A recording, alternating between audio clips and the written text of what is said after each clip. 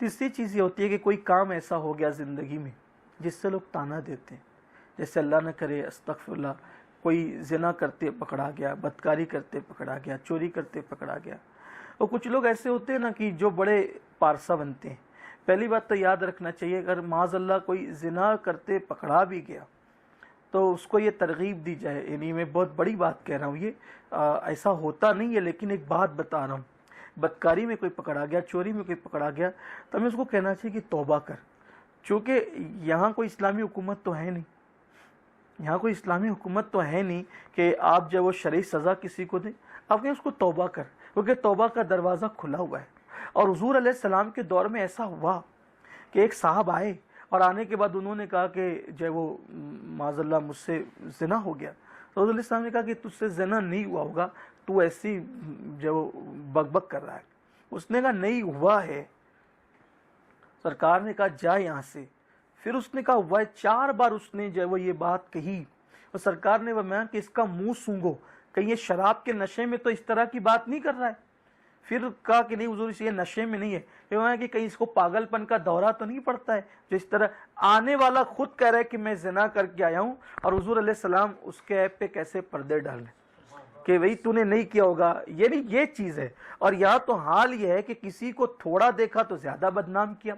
اچھی طرح یاد رکھنا کہ اگر آپ کے تانے سے، آپ کی ٹینشن دینے سے، بدنام کرنے سے کوئی خودکشی کرتا ہے تو اس کے گناہ میں آپ بھی شریک ہیں، کیونکہ آپ اس کا ذریعہ بن رہے ہیں، آپ اس کا ذریعہ بن رہے ہیں، میدان محشر میں جواب دینا ہوگا۔ اگر کسی سے ایسی بھول ہو جاتی ہے، ایسا گناہ ہو جاتا ہے، تو چاہیے کہ ہم اس کو توبہ کی ترغیب دیں کہ وہ توبہ کرے، اور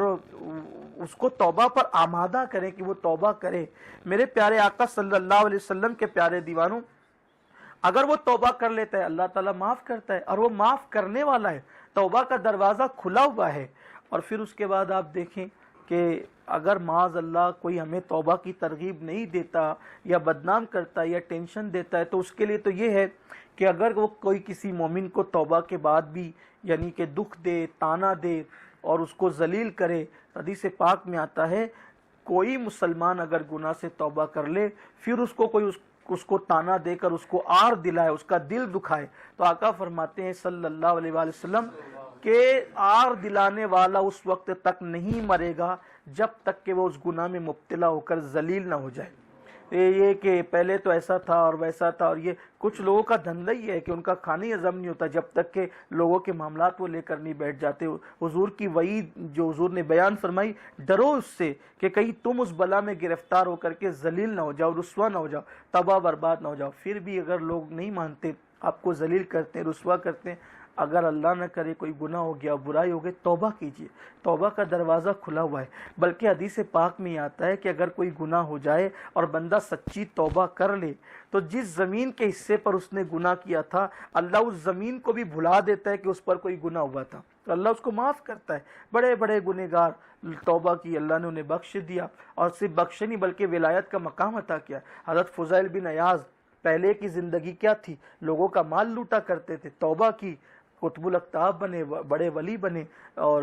لاکھوں حدیث کے حافظ بنے۔ حضرت بشر حافی پہلے شراب کی زندگی،